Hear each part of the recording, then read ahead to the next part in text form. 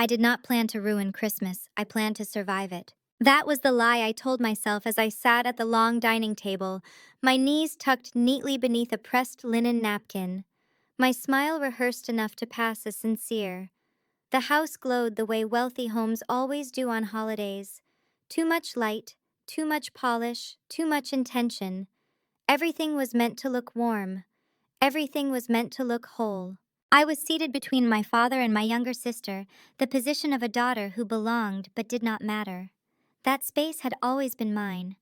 Close enough to be included, far enough to be ignored. The chandelier hummed softly above us. Cranberry sauce sat untouched in a crystal bowl. A Christmas playlist drifted through the room, the same songs every year, as if repetition itself could force nostalgia to behave.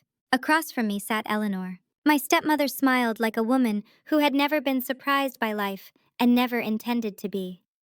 Her pearls rested perfectly at the hollow of her throat, her hands folded and unfolded in her lap with practiced grace. If you did not know her, you might think she was gentle. If you lived with her long enough, you would learn she was precise. My father lifted his glass already mid-speech. He liked speeches. He liked the sound of his own voice wrapped in gratitude and authority. He liked holidays because they required applause. Family, he said, smiling broadly, that's what matters most. My phone buzzed against my thigh. Once. Then again. The vibration was soft, almost polite, but it cut through me like a blade. No one ever texted me during these dinners. Not friends, not coworkers. Everyone knew better, I knew better. I did not look at my phone right away. I kept my face still. I kept chewing. I kept pretending my body had not gone rigid. My father continued talking. Something about blessings. Something about the year ahead. Eleanor nodded along, eyes flicking briefly in my direction before returning to him. She was always watching for shifts, changes in energy, cracks. The phone buzzed again. I slid my hand beneath the table and turned the screen on. The message came from an unknown number. Leave quietly, do not tell them. My chest tightened so suddenly I thought I might choke on it. The words did not blink or disappear. They sat there calm and certain as if they had always been waiting for me. Leave quietly, do not tell them. For a moment the room tilted. The laughter, the clinking glasses, the soft hum of forced joy, all of it blurred. I looked up slowly like someone lifting her head from underwater. Eleanor was staring directly at me. Her smile had not changed, but her eyes had gone still. Too still. She looked at me the way someone looks at a clock they already know the time on. My fork slipped from my fingers and hit the plate. The sound was sharper than it should have been. My father paused, glanced at me briefly, then continued his speech without missing a beat. He had always been skilled at ignoring interruptions that were inconvenient. I swallowed and pushed my chair back. I need some air, I said, already standing. My sister Hannah looked up at me with concern. Her eyebrows drew together the way they had when we were kids, and she needed me to translate the world for her. You okay? She asked softly. I smiled for her. The kind of smile you give when you are trying not to panic. I'll be right back. My father waved vaguely, glass still raised. Eleanor did not say a word. She simply watched me leave. The hallway was colder than the dining room, as if warmth had boundaries in that house. The walls were lined with framed photographs, vacations I remembered attending, but not enjoying, holidays that looked happier in print than they felt in memory. I grabbed my coat from the hook and stepped outside. The cold hit me immediately, sharp and honest. Snow drifted lazily across the yard, catching the porch light like falling sparks. My breath fogged in front of me as I walked down the steps, my heart beating too fast for my body to keep up. I did not see anyone at first. Then I noticed a man standing near the end of the driveway, half hidden by shadow. He was tall, wrapped in a dark winter coat, his posture relaxed in a way that suggested patience, not threat. He stepped forward into the light. His face was older than I expected, worn, familiar in a way I could not place. He raised one hand slowly and held out an envelope. You don't have much time, he said quietly. They lied to you about your mother.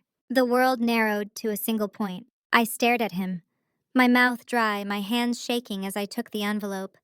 The paper was thick, official, heavy. She didn't die the way they said, he continued. Read this somewhere safe. Before I could ask his name, before I could form a single coherent thought, he stepped back into the darkness and disappeared between the trees lining the street.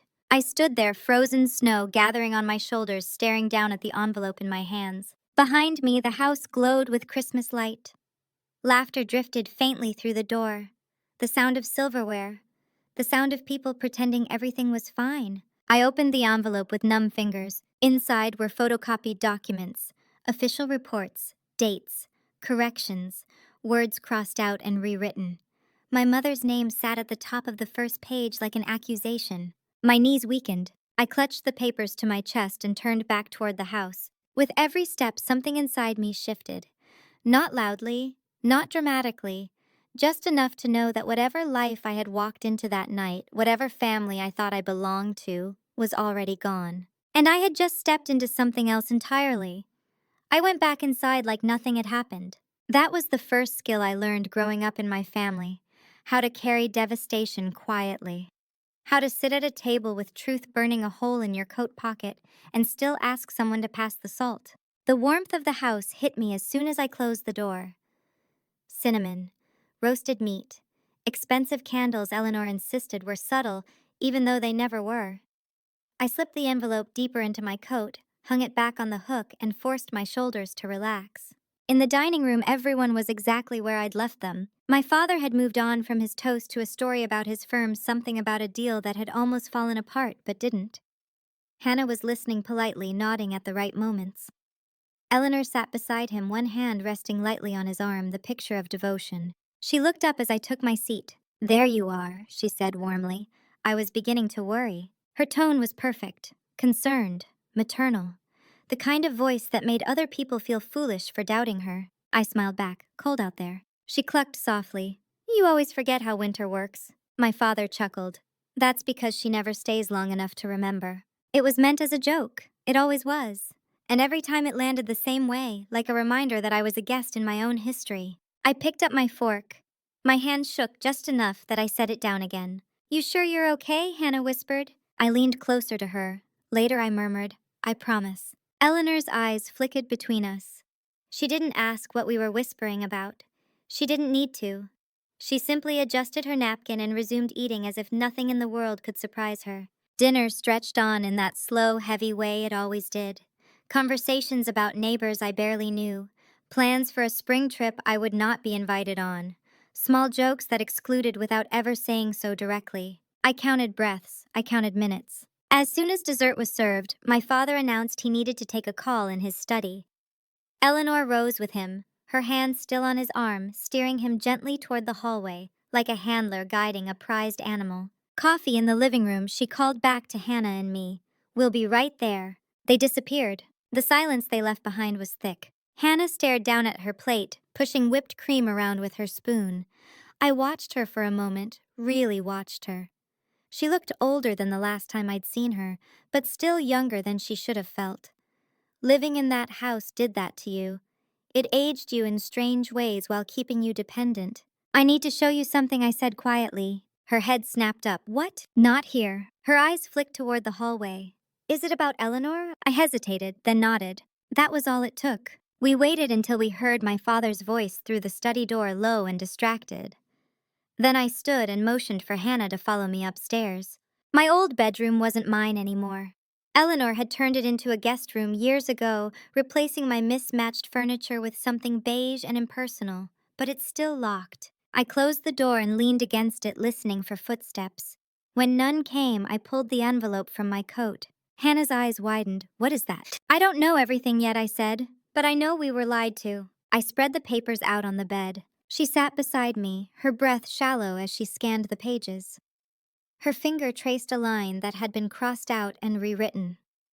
She frowned at the dates, at the margins, at the notes that didn't match the story we'd been told for years. "This doesn't make sense," she whispered. "No," I said, "it doesn't." Her voice trembled.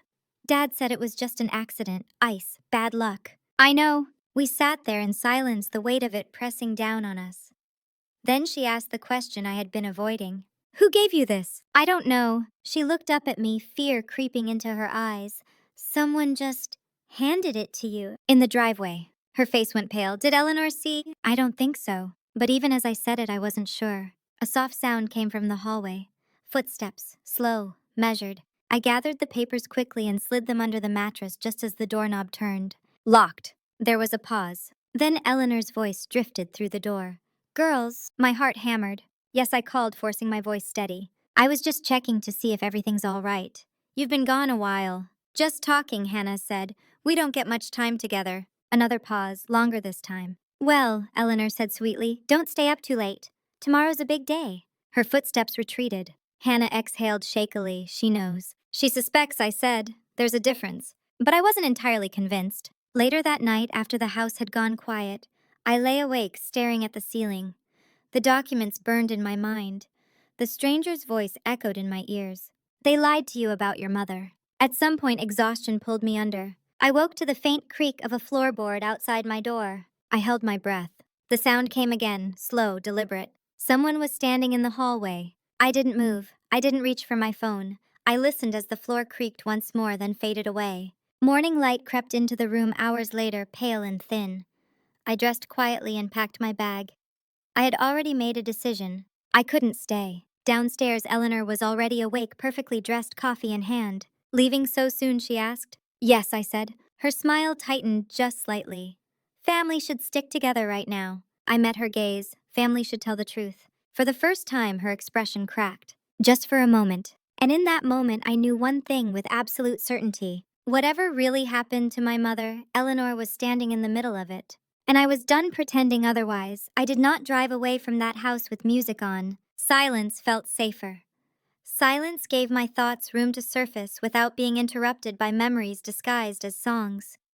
The road was lined with bare trees, their branches sharp against the pale winter sky, and every mile I put between myself and that place felt like oxygen returning to my lungs. I kept seeing Eleanor's face when I said the word truth. That flicker, that fracture. People who have nothing to hide do not react that way. I drove straight to the one person I trusted not to soften things for my sake. Her name was Claire. We had worked together years ago at a non-profit legal clinic before I moved on, before life pulled us in different directions. She was the kind of woman who did not raise her voice but made people nervous anyway. Calm, methodical, allergic to nonsense. Her townhouse sat just outside the city, modest and quiet. When she opened the door and saw my face, she did not ask how I was. She stepped aside and let me in. You look like someone just pulled the floor out from under you, she said. I sat at her kitchen table and took the envelope out of my bag. She read every page slowly, twice. When she finished, she leaned back and folded her arms. These reports were altered. I know. And not sloppily, intentionally. My throat tightened. By who? That's the question. She tapped the page with the revised timestamp. But whoever did this had access. And motivation. I told her everything. The text, the man in the driveway, Eleanor's watchful eyes, the footsteps outside my door. Claire did not interrupt once. When I finished, she said, "You're being watched." The words settled heavily between us. By Eleanor, possibly, she said. Or by someone who doesn't want you asking questions, which often overlaps. I rubbed my hands together, suddenly cold. What do I do? You don't confront anyone yet, she said firmly. You gather proof, you stay calm, and you assume that anything you say inside that house gets repeated. My phone buzzed on the table. Unknown number. I stared at it for a long moment before opening the message. You shouldn't have shown the papers to your sister. My stomach dropped. Claire saw my face. What? I turned the screen toward her. Her jaw tightened.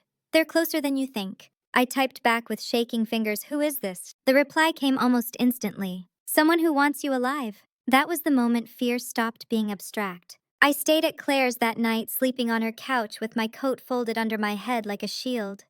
I barely slept. Every sound felt amplified. Every shadow seemed to move. By morning, I had a plan. I went back to the house. I told myself it was because Hannah was there. Because I couldn't abandon her to Eleanor's version of events. That was partly true. The other part was something colder. If Eleanor thought I was running, she would relax. If she thought I was confused, shaken, emotional, she would underestimate me. And underestimation was the only advantage I had. The house was quiet when I arrived. My father's car was gone. Eleanor's was not. She greeted me with a smile that did not reach her eyes. "I was hoping you'd come back." I forgot some things, I said lightly. She nodded, stepping aside. "Of course." I went upstairs and packed slowly, deliberately, leaving some things behind. Old notebooks, a jacket, proof that I planned to return. When I came back down, Eleanor was sitting at the kitchen island, her phone face down beside her. "Claire," she said casually. "Isn't that who you stayed with?" My pulse jumped. Yes. "She seems intense." I smiled. "She's thorough." Eleanor tilted her head. "You always did gravitate toward people who ask too many questions." "And you always did gravitate toward people who answered for everyone else," I replied. The air shifted. She studied me for a long moment, then sighed. "You're tired. Grief does strange things." "My mother died," I said, "and no one ever asked how." Her smile vanished. That was when I knew this was no longer a guessing game. That night, after everyone had gone to bed, I crept into my father's study. I knew the code to the desk drawer. He had never changed it. People like him assumed loyalty was permanent. Inside were folders, financial statements, old correspondence, and a thin file labeled simply insurance. My hands shook as I flipped through it. There it was. A policy taken out months before my mother's death. Increased coverage. Beneficiary updated. Eleanor's name appeared in the margins as a witness. I took photos of everything. As I slipped the folder back into place, I heard a sound behind me. Breathing. I turned. Eleanor stood in the doorway. The silence between us was deafening. "You shouldn't be here," she said softly. "You shouldn't have married my father," I replied. Her eyes hardened. "You have no idea what your mother was like near the end." That stopped me. "What does that mean?" "She was unstable," Eleanor said. "Emotional, reckless. She was going to destroy everything your father built. And killing her was the solution." The words tasted like acid. Her smile returned thin and sharp. "Accidents happen." I stepped past her without another word. In my room, I locked the door and sent every photo to Claire. Then I sat on the bed and shook. This was no longer about grief. This was about survival. And I had just crossed a line Eleanor would never forgive. Somewhere in the house, a door closed softly, and I knew the game had officially begun. I did not sleep that night. I sat on the edge of the bed, fully dressed. My bag packed, my phone, charging every sense tuned outward, like an animal waiting for the snap of a branch. The house made its usual sounds, pipes ticking, the low hum of the heater, but nothing felt ordinary anymore. Every noise carried intention. Eleanor had called my mother unstable. That word stayed lodged in my chest. Unstable was what people said when they wanted to erase context, when they wanted to turn fear into pathology, anger into hysteria, truth into inconvenience. My phone buzzed just after 2 in the morning. "Claire," I answered without speaking. "You were right to take pictures," she said quietly. "That insurance policy is not normal. The timing alone is enough to raise questions." "What about Eleanor?" I asked. A pause. "Her being listed as a witness before the marriage is concerning." That was a polite way to put it. "Claire," I said, lowering my voice. "She knows I'm onto her." I assumed as much. "What do I do now?" "You stop playing defense," she said. "You let her think she's still in control while you move everything out of reach." I closed my eyes. "There's a probate attorney I trust," she said, "and a former investigator who owes me a favor. We start there." The word investigator sent a jolt through me. "I thought you said not to escalate yet." "This isn't escalation," Claire replied. "This is insulation." When we hung up, I stared at the door for a long time. Then I stood, opened it quietly, and walked down the hallway. My father's study was dark. I slipped inside and shut the door behind me. The desk lamp cast a small pool of light as I pulled the insurance file out again. This time I read every line. Not like a daughter, like someone preparing for war. The policy had been amended 3 times in less than a year. Coverage increased. Terms adjusted. Each change initialed by my father, each witnessed by Eleanor. My mother's signature appeared once. Only once. It looked wrong. Too careful. Too deliberate. Like someone trying to mimic confidence they didn't feel. My phone vibrated in my hand. Unknown number. "You're making this harder than it needs to be." I typed back before I could stop myself. "What do you want?" The reply came slower this time. "For you to understand that this ends badly if you don't let it go." I swallowed. "Ends badly for who?" Several seconds passed. "Then for the people you love." My hands shook so badly I had to set the phone down. That was when I heard the floorboard creak outside the door. I froze. The handle turned slowly. I moved just in time, sliding the file back into place and closing the drawer as the door opened. Eleanor stepped inside. She was wearing a robe, her hair loose around her shoulders. She looked almost human like that. Almost. "You left the light on," she said. I turned to face her. I couldn't sleep. She nodded sympathetically. Neither could I. Silence stretched between us. "You always did have trouble letting things go," she continued. "Even as a child." And you always did have trouble letting people speak for themselves, I replied. Her eyes flicked to the desk. You're imagining patterns that aren't there. Then you won't mind me asking questions, I said. Her smile faded completely. I will mind, she said, very much. Something in her tone shifted. The mask slipped just enough to reveal what was underneath. Threat! I met her gaze evenly. Then you shouldn't have lied. She studied me for a long moment, then sighed. You think this is about your mother?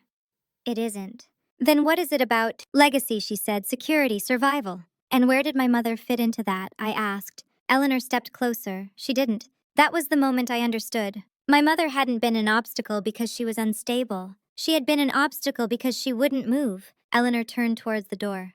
You should rest, she said. Tomorrow will be exhausting. After she left, I locked the door and sat on the floor, my back against the bed, my arms wrapped around my knees. By morning, I had decided I would not confront my father yet. Not until I had something he couldn't talk his way out of.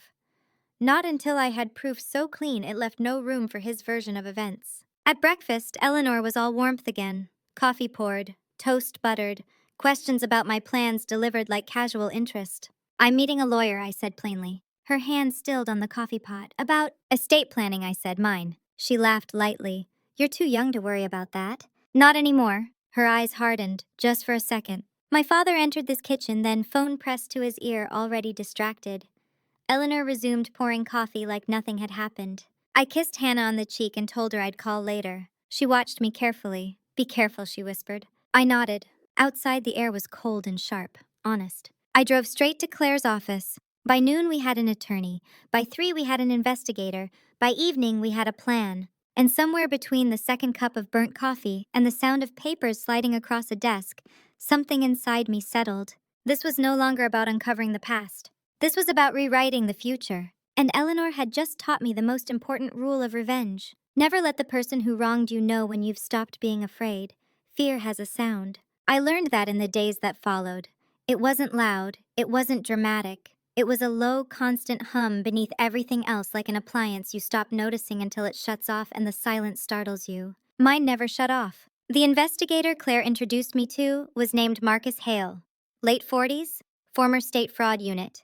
The kind of man who spoke carefully because he had learned the cost of being careless. When he shook my hand, his grip was firm but brief, like he didn't want to leave fingerprints on anyone's life. He spread my photos across the conference table. This isn't an accident cover-up, he said finally. It's a consolidation. I frowned. Of what? Control, he replied. Assets, narrative, people. He pointed to the insurance amendments. These changes weren't made out of panic. They were planned, timed. Someone anticipated a payout. My stomach twisted before my mother died. He didn't answer immediately. He didn't need to. Claire leaned forward. What do you need from us? Time, Marcus said. And discretion. I'll pull records, cross-reference signatures, trace financial movement. But if Eleanor senses an investigation, she'll move what she can. She already knows I'm asking questions, I said. Marcus nodded. Then we make sure she underestimates the right things. On the drive home, I replayed Eleanor's voice in my head. Accidents happen. She hadn't said it defensively. She'd said it like a statement of fact, like gravity, like something inevitable. That night, I stayed away from the house. I told Hannah I had work obligations. She didn't argue, but her replies grew shorter, more cautious. Eleanor was talking to her. I could feel it. 2 days later, Marcus called. I found something he said. Your mother consulted an attorney 6 months before her death. My heart slammed against my ribs. She never told me. Clients don't always tell their families, he said. Especially if they're planning to protect them. Protect. That word landed differently. She was revising her will, he continued. Not changing beneficiaries, creating safeguards. Against my father. Against anyone who tried to override her wishes. I pulled the car over, my hands shaking. She filed preliminary documents for a trust, Marcus said. One that would have restricted access to certain assets until both daughters reached independent financial standing. Eleanor's name would not have appeared anywhere on that document. Neither would my father's. She never finalized it, I whispered. No, Marcus said, because she died. I sat there long after the call ended, staring through the windshield at nothing. My mother had known. Not everything maybe, but enough to act. Enough to scare someone. That night, Eleanor called me for the first time since our confrontation. I miss you, she said softly. The house feels tense without you. That's strange, I replied. I always felt tense inside it. She laughed lightly. You're being dramatic. Am I? A pause. Your father is worried, she said. He thinks you're letting grief cloud your judgment. I pictured my father calm and distant, letting Eleanor speak for him, letting her shape the message. He can call me himself, I said. Another pause, longer this time. He doesn't want to upset you. That's new, I replied. Her tone cooled. You're walking a dangerous line. So are you. Silence. Then she said, be careful who you trust. I smiled to myself, I am. After that call, I changed my routines. Different routes, different coffee shops. I stopped posting online. I stopped answering unknown numbers. I also started documenting everything. Dates, times, conversations, small inconsistencies that might have meant nothing before but now formed patterns. Marcus kept digging. He found payments routed through a shell consulting firm. He found emails between Eleanor and a financial advisor discussing risk exposure weeks before my mother's death. He found calendar entries my father had deleted but not erased. Dinner meetings, late nights, planning. One afternoon, Hannah showed up at Claire's office unannounced. Her eyes were red. Her hands trembled as she held her phone out to me. She told me you're trying to take everything she said.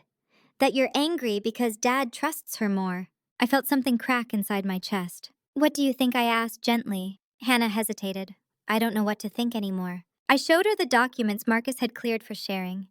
The trust paperwork, the insurance amendments, the timeline. She stared at them, her mouth parted slightly. Mom was planning to protect us, she whispered. Yes, I said, and someone stopped her. Hannah covered her mouth with her hand. She keeps asking me what you're doing, who you're seeing. That's why you're here, I said. Because part of you already knows. She nodded slowly. What do we do? I took her hands in mine. We let her believe her story is still working. The first real shift came a week later. Marcus uncovered a recorded call, old, archived, between my mother and Eleanor. The quality was poor, but Eleanor's voice was unmistakable. You're overreacting, Eleanor said on the recording. You're imagining threats where there are none. My mother's voice followed, calm, steady, unafraid. I'm not imagining anything, she said. And I won't sign away my daughter's future to make your life easier. The line went silent. Then Eleanor spoke again, her tone colder. You don't understand what's at stake. My hands shook as I listened. My mother replied, I understand exactly what's at stake. That's why this ends now. The call cut off abruptly. That was the moment my grief changed shape. It hardened. Eleanor had not just removed my mother. She had underestimated her. And now she was underestimating me. I looked at Claire, at Marcus, at Hannah. This isn't just about exposing them, I said. It's about finishing what my mother started. Marcus nodded slowly. Then you're going to need patience. I smiled. I've waited my whole life. Outside, the city moved on like nothing was happening. Inside, the pieces were finally falling into place. And Eleanor had no idea how close she was to losing everything she thought she had secured. The hardest part of revenge is restraint. Not the planning, not the evidence, not even the fear.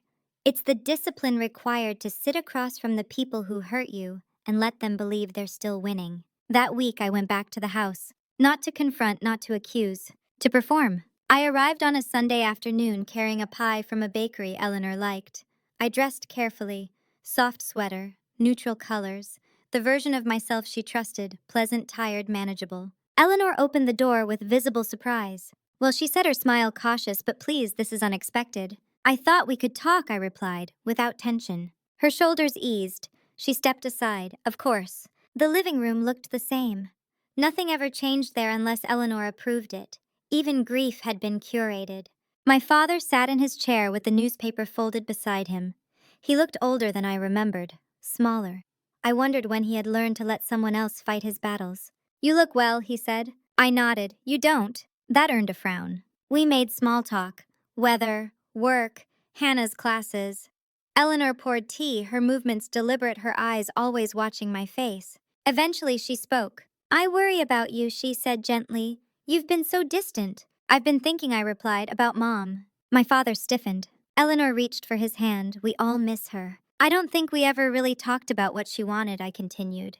At the end, silence. My father cleared his throat. There was nothing to talk about. It was handled.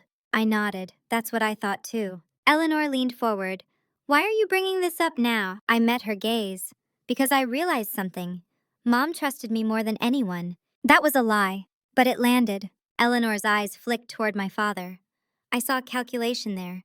Fear just beneath the surface. She wouldn't want us fighting, Eleanor said carefully. No, I agreed. She'd want things to be fair. That word again. Fair. I watched Eleanor's fingers tighten around her teacup. I don't want money, I added. I just want closure. My father exhaled, relieved. Then let's not dredge up old wounds. I smiled. Exactly. That night I stayed for dinner. Eleanor was generous, attentive. She laughed too loudly at my father's jokes. She watched me constantly, but her guard had lowered. Just enough. After dessert, she excused herself to take a call. I followed quietly. The study door was cracked open. Eleanor's voice floated through. She's calmer, she said. I think she's letting it go. A pause. No, she doesn't suspect anything. I slipped away before she could turn. Back at Claire's office, Marcus listened to my account with approval. She thinks you're done, he said. Good. What now, I asked. Now he said we test her. The test came in the form of an inheritance announcement. My father called a family meeting 3 days later. Eleanor sat beside him, composed and confident. I've been thinking about the future, my father said. About how to make things easier for everyone. Eleanor nodded solemnly. I want to revise my will, he continued, to ensure Eleanor is protected. I kept my face neutral. Hannah stiffened beside me. And he added to give each of my daughters a modest distribution now rather than later. Eleanor turned toward him sharply. Just for a second. Modest? That wasn't the plan. I smiled. That's thoughtful. Eleanor recovered quickly. Very thoughtful. The meeting ended with hugs and reassurances. Eleanor kissed my cheek, her perfume cloying. You see, she whispered, things don't have to be ugly. That night Marcus called me. She took the bait, he said. She moved funds. How do you know? Because people like her can't help themselves, he replied. The moment they think the threat is gone, they consolidate. He sent me the files. Eleanor had shifted assets into accounts only she controlled. Offshore, complicated, illegal. I stared at the screen, my pulse steady. This is enough, I said. For exposure, Marcus agreed, but not yet. Why wait? Because he said the most effective revenge isn't taking what they value. It's letting them believe they've won right up until the moment they lose everything. I thought of my mother's voice on the recording. This ends now. I smiled. Then let's finish it. Outside, winter began to loosen its grip. Inside, the trap was fully set, and Eleanor was walking deeper into it, convinced she was in control, unaware that every step she took was being recorded, documented, and prepared for the moment the truth would finally be allowed to speak. The waiting no longer felt like fear. It felt like power. Power changes the temperature in a room. I noticed it the first time Eleanor looked at me and didn't bother hiding her satisfaction. She had stopped pretending to be warm. She had stopped performing motherhood. Whatever she believed she had secured made her careless. That was exactly what Marcus had predicted. The will revision moved faster than I expected. My father called me 2 days after the family meeting and asked me to come by his office downtown. Not the house. His territory. The place where he felt most in control. The building smelled like leather and old money. Framed awards lined the walls, each one a quiet reminder of how much he valued reputation over relationship. Eleanor was already there when I arrived. She sat beside him at the conference table, legs crossed, posture perfect. A leather folder rested in front of her like a shield. You wanted to see me, I asked. My father nodded. We thought it would be good for you to hear this directly. A lawyer I'd never met sat across from us. Mid-50s, polished, neutral smile. He slid a document toward me. This is a preliminary distribution agreement. I glanced down.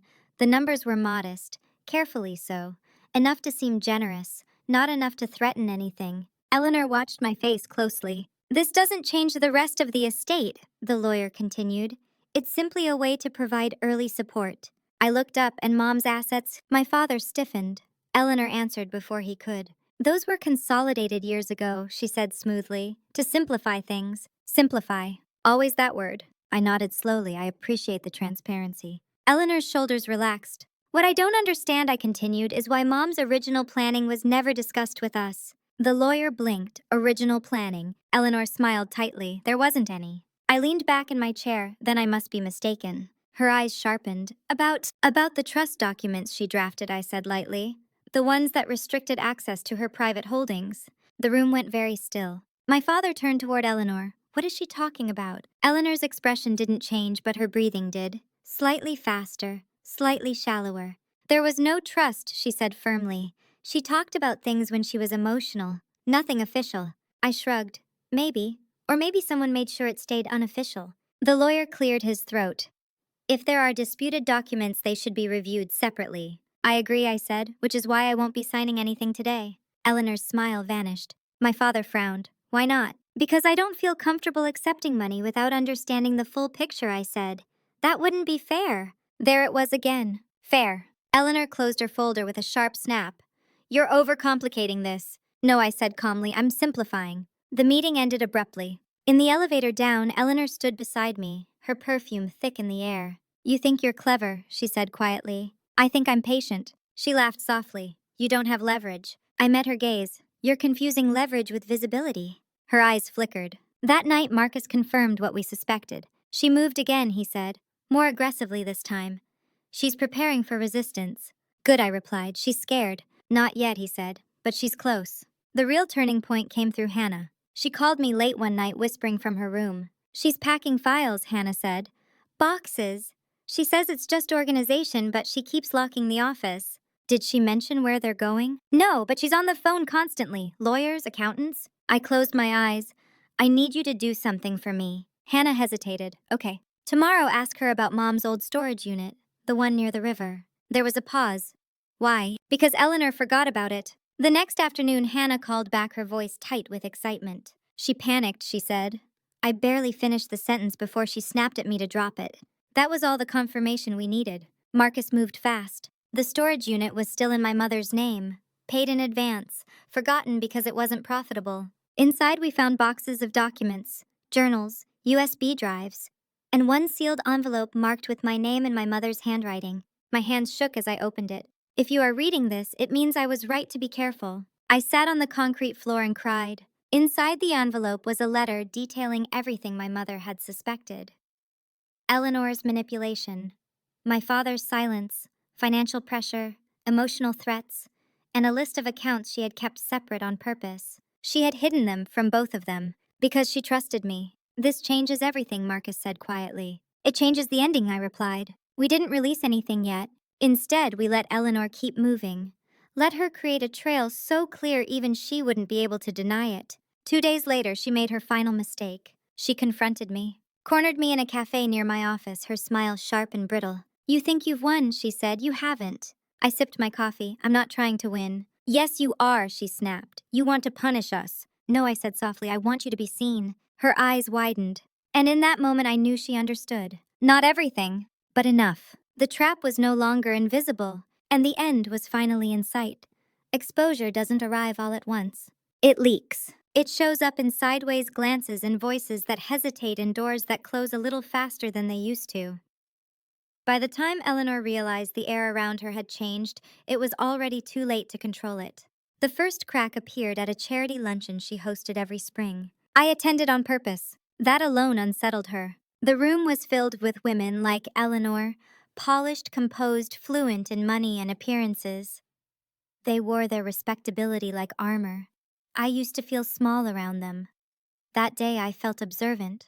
Eleanor spotted me immediately.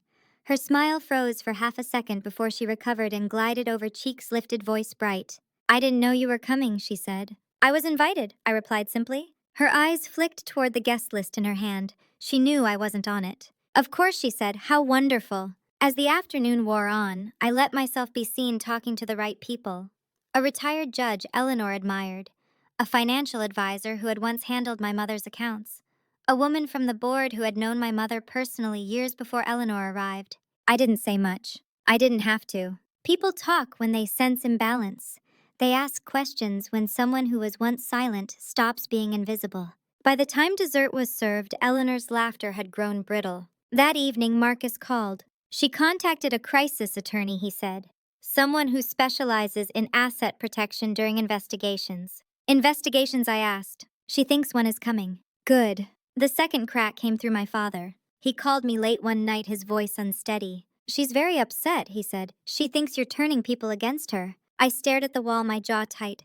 I haven't said anything. That's what worries her, he admitted. People are asking questions. For the first time in years, he sounded unsure. Dad, I said carefully. Did you ever ask yourself why Mom felt the need to hide things? Silence. She didn't hide things, he said weakly. She documented them, I replied. There's a difference. He didn't argue. That silence was louder than any confession. The third crack was deliberate. Marcus arranged an audit request through channels Eleanor couldn't trace back to me. Nothing dramatic, just a routine inquiry into the shell company she'd been using to move funds. The effect was immediate. She called me the next morning. "You're doing this," she said without preamble. "I don't know what you mean." "Don't insult me," she snapped. "You think I don't see what's happening?" I let the line stay quiet for a moment. "Eleanor," I said calmly, "you once told me accidents happen." Her breath hitched, just slightly. "Well," I continued, "so does accountability." She hung up on me. That afternoon, Hannah came to my apartment, eyes wide, hands shaking. "She's packing again," she said. "But this time she's angry. She keeps saying someone betrayed her." I poured Hannah a glass of water and held it while she drank. "You're safe," I said. "Nothing she does changes that." Hannah looked at me with something new in her eyes, not fear. "Trust." "She never talks about Mom anymore," Hannah said quietly. "It's like she's trying to erase her." "She's been trying to erase her from the beginning," I replied. "She just didn't expect us to remember." The real exposure came faster than expected. Marcus uncovered an email chain Eleanor had forgotten to delete. Years old. Between her and an estate planner overseas. The subject line read simply, "Contingency." Inside were discussions about timing, restructuring post-event, and mitigating resistance from adult children. Adult children. Not daughters, not names, obstacles. That night I didn't sleep. Not because I was afraid. Because I was ready. We released the information strategically. Not to the press, not publicly. To people who mattered. The board, the advisors. The attorney who had once dismissed my mother's concerns as emotional noise. The judge who believed in procedure above all else. Within 48 hours, Eleanor's invitations stopped arriving. Her calls went unanswered. Her name disappeared from a committee roster she had chaired for years. She showed up at my apartment unannounced 3 days later. I didn't open the door right away. I watched her through the peephole. Perfect hair, perfect coat. Fury barely contained beneath it all. When I did open it, she didn't speak at first. "You think this makes you powerful?" she said finally. "I think it makes me honest," I replied. "You're destroying your family." I shook my head. "No, I'm refusing to keep lying for it." She stepped closer. "You have no idea what it costs to hold things together." I met her gaze evenly. "You're right, because holding things together isn't the same as controlling them." Her composure finally cracked. "I saved him," she hissed. "I saved everything he built." "At the cost of my mother," I said. Her lips parted, then pressed together. "She was in the way," Eleanor said quietly. That was the moment. Not rage, not grief. Clarity. I stepped back and gestured toward the door. "You should leave." She laughed bitterly. "You think this ends with me walking away?" "No," I said. "I think it ends with you being held responsible." She stared at me for a long time. Then she straightened her coat, lifted her chin, and walked out. An hour later, Marcus called. "She's panicking," he said. "Moving assets again, making mistakes." "Good," I replied. "This next part won't be quiet." "I know." I sat by the window as night fell, watching the city lights flicker on one by one. Somewhere out there, Eleanor was scrambling, grasping for control that was slipping through her fingers. For years, she had curated the narrative, managed the optics, played the long game. She just hadn't counted on the quiet daughter she dismissed. The one who watched. The one who remembered. The one who learned that revenge doesn't require shouting. Sometimes it only requires patience. And the willingness to let the truth do the damage. The call came on a Tuesday morning, ordinary enough that I almost missed it. Marcus's voice was calm, but there was an edge underneath it I hadn't heard before. "We're past the point of maneuvering," he said. "This is moving into consequence." I closed my eyes and leaned back in my chair. Outside my window, a delivery truck double parked. A woman hurried past with a coffee in one hand and her phone in the other. The world looked exactly the same as it had the day before. That was the strange thing about moments like this. Life never paused for them. "What kind of consequence?" I asked. "The kind that shows up on paper," he replied. "Subpoenas, formal letters, people asking questions Eleanor can't smile her way out of." My chest tightened, not with fear this time, but with something like gravity, the pull of inevitability. "She's not going to take this quietly," I said. "No," Marcus agreed, "and neither will your father." That part still hurt even now. Not because I expected him to defend me, but because a small, stubborn part of me had hoped he might finally choose truth over comfort. By noon, Hannah called. "She's crying," she whispered. "Like really crying. Not the controlled kind." "Where's Dad?" I asked. "At work. She won't stop pacing. She keeps saying everything is being taken from her." I thought of the word Eleanor had used for my mother. Unstable. "How is Hannah?" Marcus asked when I relayed the update. She's confused, I said, but she's seeing things more clearly. That's the beginning of freedom, he replied. The formal notice arrived that afternoon. A courier delivered it to the house. I knew because Eleanor called me the second she opened it. You did this, she said, her voice sharp and shaking. You went behind my back. I didn't go behind anything, I said evenly. I went forward. You're enjoying this, she snapped. I pictured her kitchen, the marble counters, the way she liked everything lined up just so. I imagined the letter lying there disrupting her carefully arranged reality. I'm not enjoying it, I said. I'm ending it. She laughed high and brittle. You think some paperwork changes anything? Your father will never turn against me. I let that sit between us. I'm not asking him to, I replied. I'm asking the truth to show up. She hung up on me again. 2 days later, my father asked to meet. Not at his office, not at the house. At a diner off the highway, the kind of place with cracked vinyl booths and burnt coffee. Neutral ground, or as close as he could get to it. He looked tired when I arrived. Older than I'd ever seen him. His suit jacket was still crisp, but the man inside it had lost some of his sharpness. He didn't order food. I don't understand why you're doing this, he said after a long silence. I wrapped my hands around my mug. You do. You just don't like the answer, he sighed. Your mother was difficult near the end. I felt the familiar flare of anger, but I kept my voice steady. Difficult how? She questioned things. She didn't trust people. She trusted her instincts, I said, and she was right to. He looked away. Eleanor helped me hold things together. At what cost, I asked. He didn't respond. I slid a copy of my mother's letter across the table. He stared at it for a long time before picking it up. His hands trembled slightly as he read. When he finished, he set it down carefully like it might shatter. She wrote this, he asked quietly. Yes. She never showed me. No, I said, because she didn't trust you to protect us. That landed. His shoulders sagged. I didn't think it would go this far. That's the problem, I replied. You never think it will. When we stood to leave, he didn't try to hug me. He just nodded, a man finally realizing how much ground he had lost. The next move came from Eleanor. She filed a civil claim. Not against me directly, against the trust my mother had drafted. She claimed undue influence, emotional instability, manipulation by a grieving daughter. The language was almost identical to the way she had described my mother years earlier. Marcus read it with a tight expression.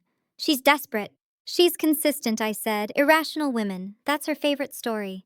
This puts us on the record, he warned. It will get ugly. I know. The hearing was scheduled quickly. Temporary, procedural, but symbolic. Hannah insisted on coming. We sat together in the small courtroom, the air stale and tense. Eleanor sat across from us, her attorney murmuring in her ear. She didn't look at me, not once. When her lawyer spoke, he painted a familiar picture.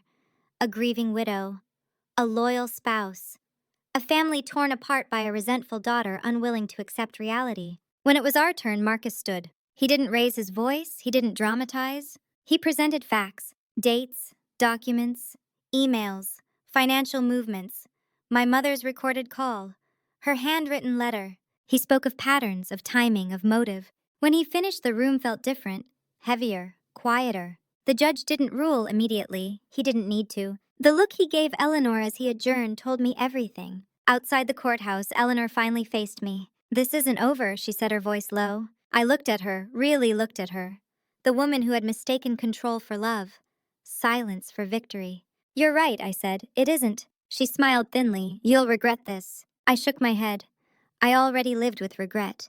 This is something else. She turned and walked away, heels sharp against the concrete. Hannah slipped her hand into mine. I'm glad you didn't stop, she said quietly. So am I replied.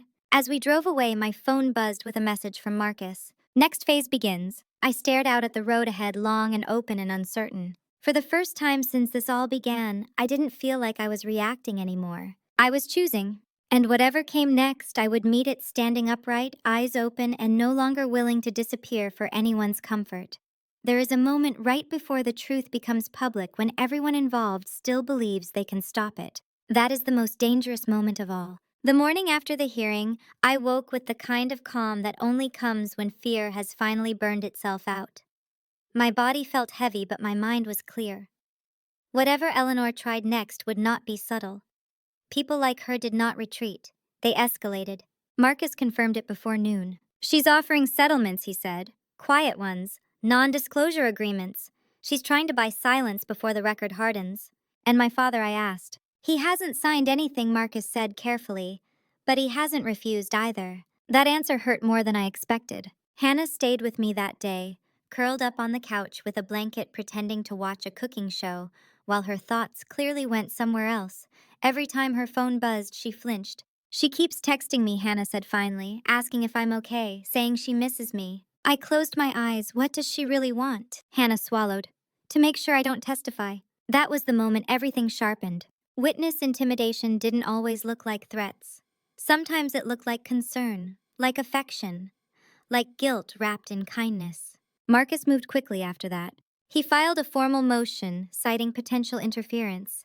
That changed the tone immediately.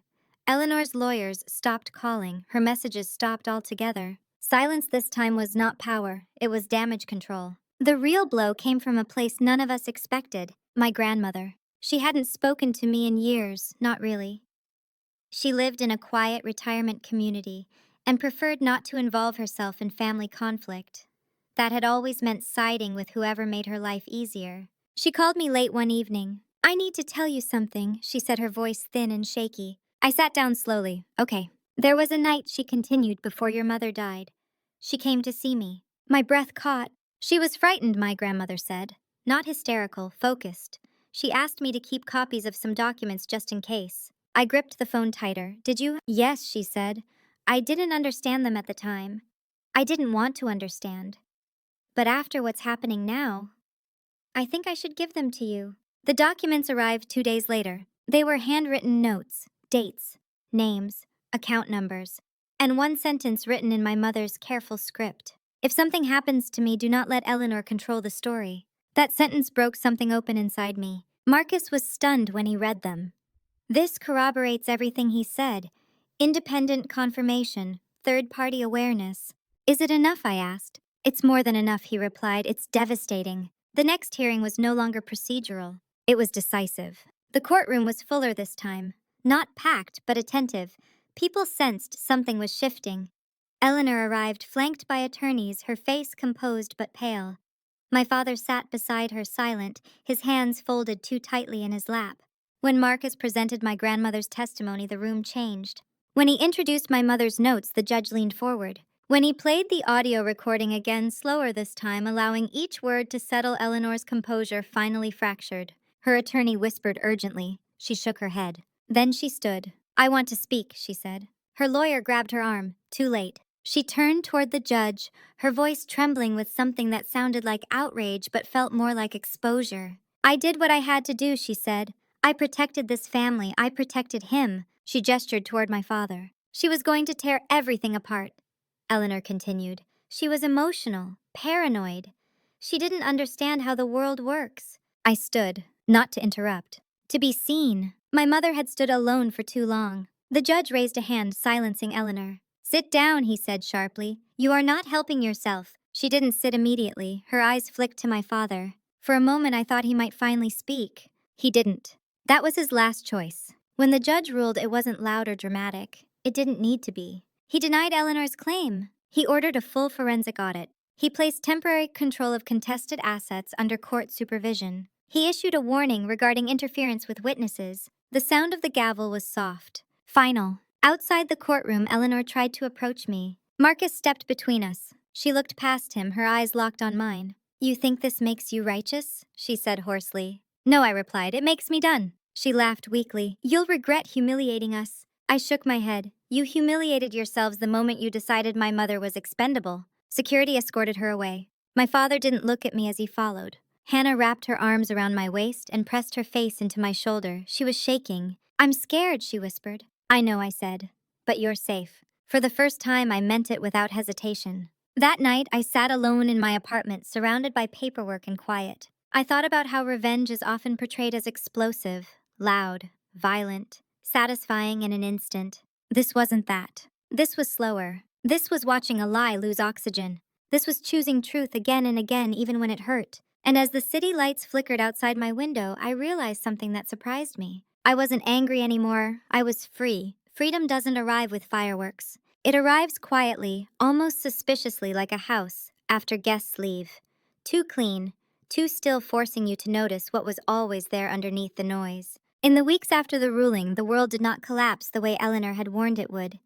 No disaster, no ruin, just consequences unfolding with steady precision. The forensic audit moved quickly. Once professionals with no emotional stake entered the picture, the story Eleanor had spent years shaping began to unravel in plain daylight. Shell companies flagged, transfers traced, dates aligned in ways that could no longer be explained away as coincidence or misunderstanding. Marcus kept me updated, but he no longer spoke in hypotheticals. "This isn't a question of if anymore," he said one afternoon. "It's how much." "How much damage?" I asked. "How much truth?" he corrected. My father stopped calling. At first I noticed the silence with a sharp ache, then gradually with acceptance. Silence, I was learning, could be a choice instead of a weapon. Hannah moved out of the house 2 weeks later. She showed up at my apartment with a single suitcase and a cardboard box filled with textbooks and photographs. She stood in my doorway, looking uncertain, like someone waiting to be told they were allowed to stay. "You don't have to ask," I said, pulling her into a hug. That night we cooked dinner together. Nothing fancy. Pasta, jarred sauce, garlic bread burned just a little at the edges. We laughed when the smoke alarm went off, and for the first time in years, laughter didn't feel like something we were borrowing from another life. "She keeps leaving voicemails," Hannah said quietly as we ate. "Eleanor, not Dad."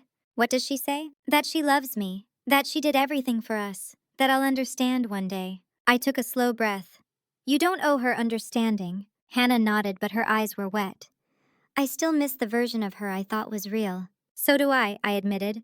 "That doesn't mean she was—" The next court date arrived without ceremony. No speeches, no outbursts, just confirmation. Eleanor was formally named in the investigation for financial misconduct, coercion, and obstruction. The trust my mother had intended was validated posthumously, its protections restored. The accounts my mother had hidden were secured and placed beyond Eleanor's reach. When Marcus told me, I felt something release in my chest. Not joy, relief. "She would have liked this," Hannah said softly when I told her. "Yes," I replied, "she would have." My father sent one final message that night. "I'm sorry it came to this." I read it twice. Then I set the phone down and didn't respond. Sorry was not accountability. Sorry did not rewrite years of silence. Sorry did not bring my mother back or protect her when she needed it most. I was done carrying his unfinished sentences. Eleanor's name began to disappear from places it had once been etched permanently. Boards, committees, social calendars, invitations rescinded quietly, politely, efficiently. People who had once praised her composure now spoke of her recklessness, her ambition, her poor judgment. It was remarkable how quickly perception shifted once power was removed. One afternoon, weeks later, I received a forwarded message from Marcus. Eleanor had requested mediation. "She wants to talk," he said, privately. "No," I replied without hesitation. "You're sure?" "Yes." There were conversations I had spent my entire life rehearsing in my head, things I imagined saying if I ever had the chance. But that was before I understood something crucial. Closure does not come from confrontation. It comes from clarity. That evening, Hannah and I sat on the floor surrounded by boxes of my mother's belongings retrieved from the storage unit. Old sweaters, books with folded corners, recipe cards written in her looping script. At the bottom of one box, I found a photograph. My mother at the kitchen table, laughing, her hair loose, her eyes bright. Taken long before Eleanor. Long before fear entered the room. I held it carefully. "She looks happy," Hannah whispered. "She was," I said, when she felt safe. That night I dreamed of her. Not of her death. Of her voice. Steady, certain, unafraid. In the morning, I woke with a sense of completion I had never felt before. The revenge was not the downfall of Eleanor. It was the restoration of my mother's truth and the reclaiming of my own. I went to work, paid my bills, made plans that didn't revolve around avoiding someone else's anger. Life continued, not the way it had been. Better. And as I watched Hannah laughing on the couch later that evening, barefoot and free in a space that finally belonged to us, I understood something that took me years to learn. Justice doesn't roar, it stands. And once it does, nothing built on lies can remain standing for long. The day the final documents were signed, it didn't feel like an ending. It felt like a beginning I was finally allowed to step into. The courthouse hallway smelled faintly of paper and disinfectant. The same sterile scent it had carried through every hearing, every delay, every careful unraveling of a story that had been protected for far too long. Hannah sat beside me on the hard wooden bench, her knee pressed lightly against mine. She no longer looked like someone bracing for impact. She looked tired, yes, but steadier, rooted. Marcus emerged from the clerk's office with a thin folder tucked under his arm. "It's done," he said quietly. Those two words landed with more weight than I expected. Done. No more appeals, no more filings, no more waiting for another shoe to drop. The trust was finalized exactly as my mother had intended. The remaining assets were distributed under court supervision. Eleanor's access was permanently severed. My father had signed his portion without contest, his silence now recorded not as dignity, but as acquiescence. Eleanor did not attend. By the time the last order was entered, she no longer needed to. Her world had already narrowed to legal offices and private meetings to damage control instead of dominance. The woman who once curated entire rooms now moved through the world unseen, her name spoken only in careful tones and past tense. Outside, winter had finally loosened its grip. The air was cool, but not sharp, the sky pale and open. Hannah stood on the courthouse steps and tilted her face toward the light like she was testing something new. So she said, exhaling slowly, "What happens now?" I thought about that for a moment. Now I said, "We live." We didn't go back to the house. That place no longer deserved to hold our future just because it had held our past. Instead, we walked to a small cafe nearby, ordered sandwiches we barely touched, and talked about ordinary things. Classes Hannah wanted to take, a trip she'd never been allowed to consider, a job I might accept without worrying how it would be perceived. Freedom showed up like that, in choices that didn't require permission. A week later, I visited my grandmother. She sat by the window of her apartment, sunlight spilling across her lap. She looked smaller than I remembered, softer around the edges. "I should have listened to her," she said quietly after I told her everything was settled. "You did," I replied. "You kept what she asked you to keep." She nodded, tears gathering in her eyes. "I thought staying out of it was safer." Sometimes, I said gently, "silence costs more." She reached for my hand and squeezed it. That was her apology. It was enough. I never saw Eleanor again. I heard about her in fragments. A resignation here, a sale there, a move out of state that no one quite confirmed. She became a cautionary tale whispered among people who once admired her composure. As for my father, he remained exactly where he had always been, on the sidelines of his own life. We spoke once more months later in a brief exchange that held no warmth and no cruelty, just acknowledgement. "I hope you're well," he said. "I am," I replied. And for the first time, it wasn't a lie. Hannah and I settled into a rhythm that felt earned. Shared meals, shared laughter, long talks that didn't circle the same old wounds.